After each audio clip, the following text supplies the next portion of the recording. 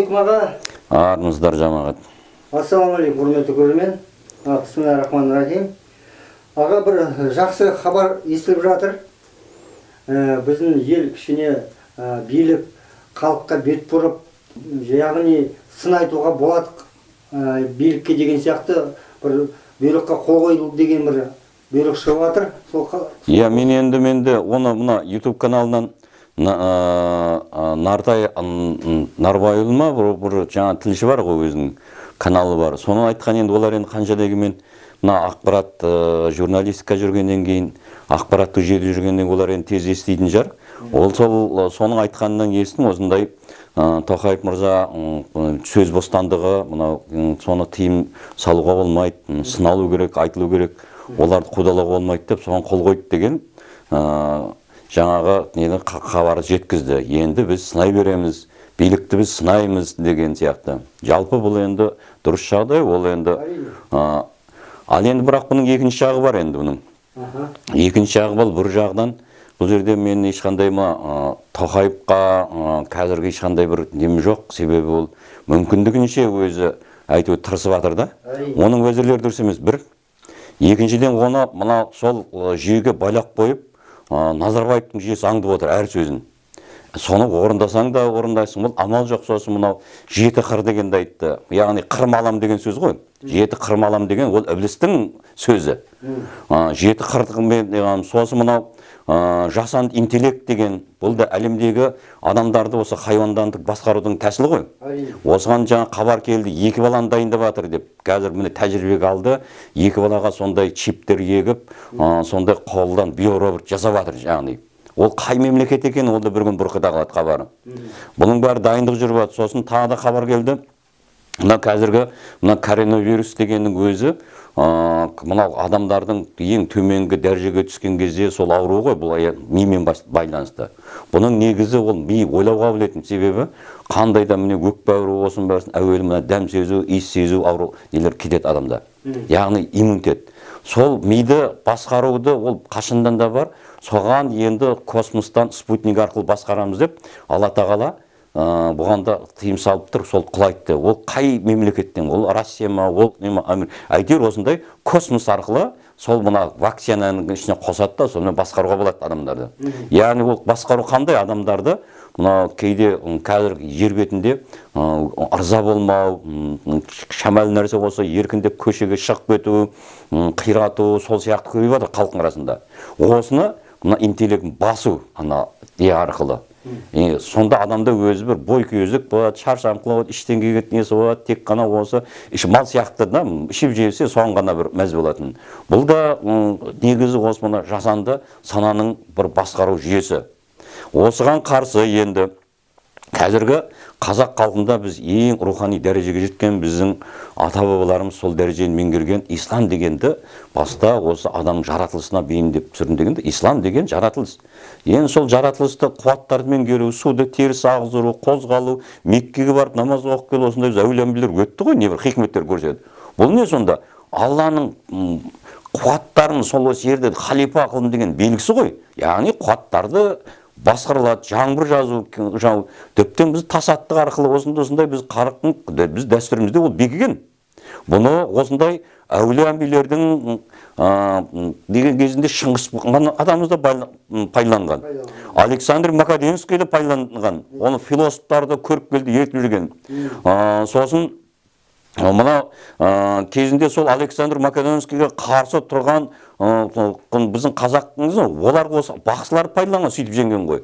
Сонда Александр Македонский сол кезде мына недегі деген бар, жаңа қақпа ма, ол сайрам ненің ар жағында, сарағаштың ар жағында.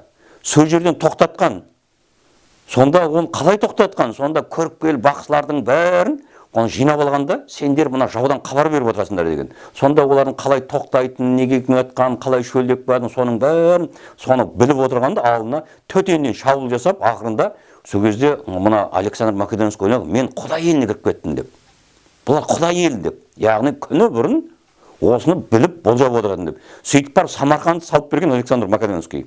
Жеңілген мойындап Самарқанды салған Александр Македонский. Ол өзі сол жерде жатыр, Александр Македонский деп.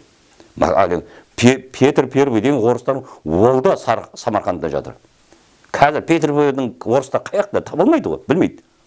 Жоқ, ол да бір сенсация болды. Иә, сол ғой, енді сол сияқты Абылай хан атамыз да соны меңгерген.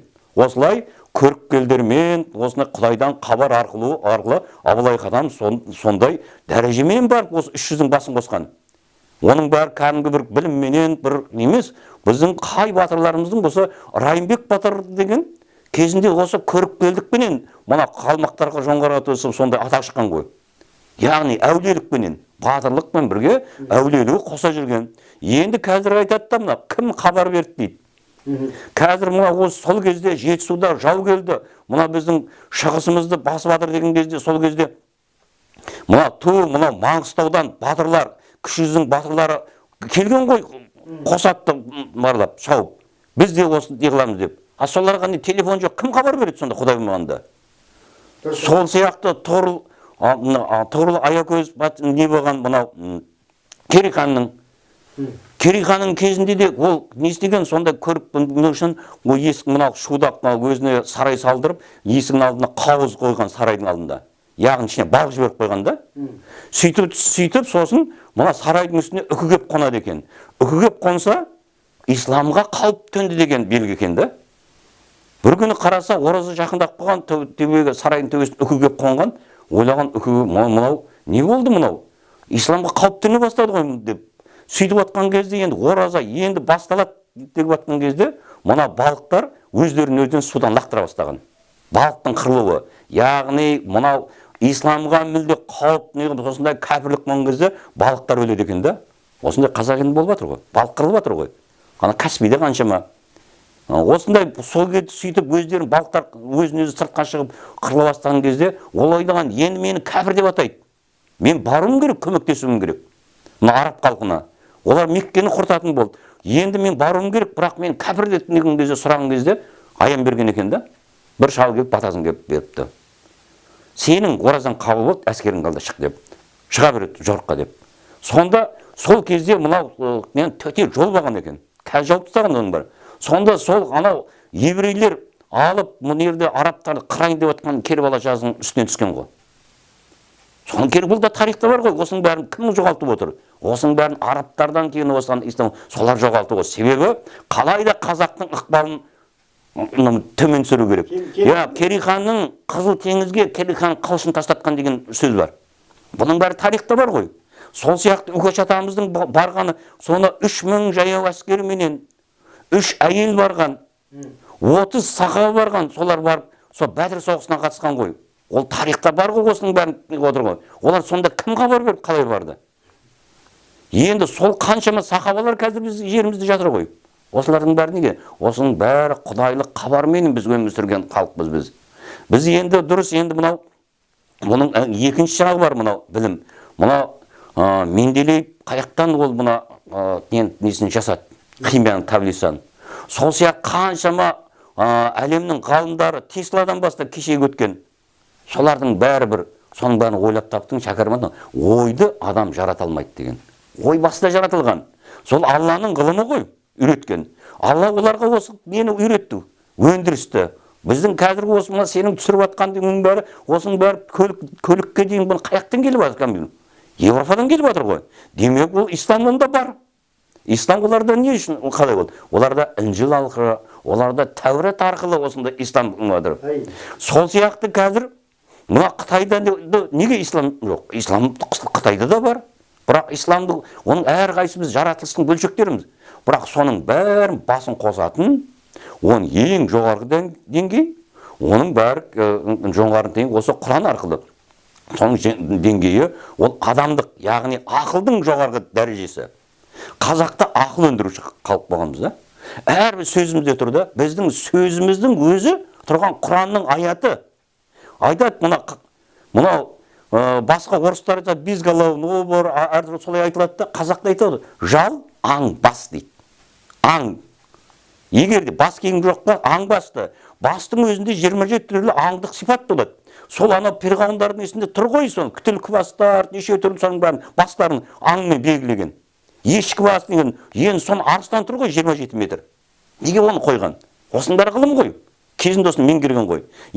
Болмаса жал, аң, аяқ дейді. Сенің аяғың жалаң денатма жерден азырайсың аң.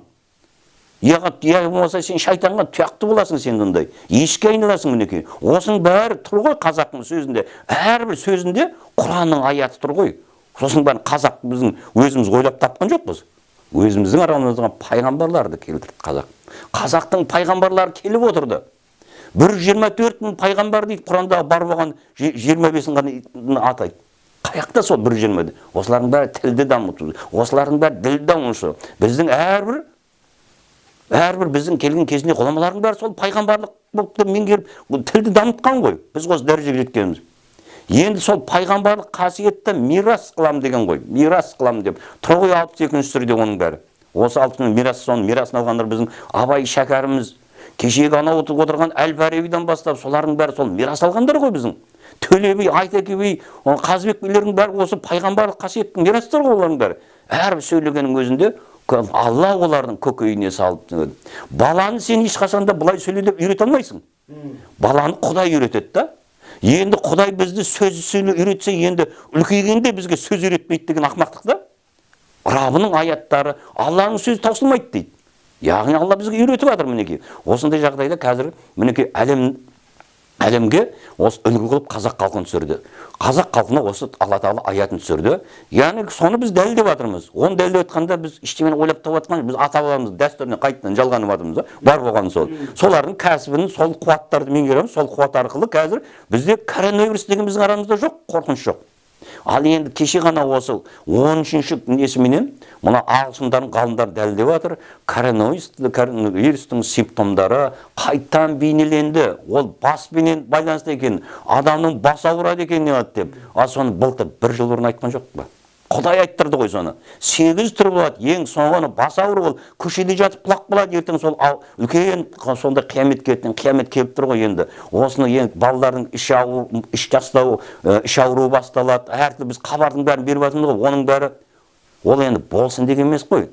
Алла Тағаланың бізді сынап жатқанын ескертіп жатыр. Мынандай болады. Ондай болып жатыр халықтың арасында. 1 жарым ауырып жатыр не болады. Бірақ ол індет түрінде таратуға осыған түскен ақпараттардың өзі сол әруақтар соған қорған салып тұр.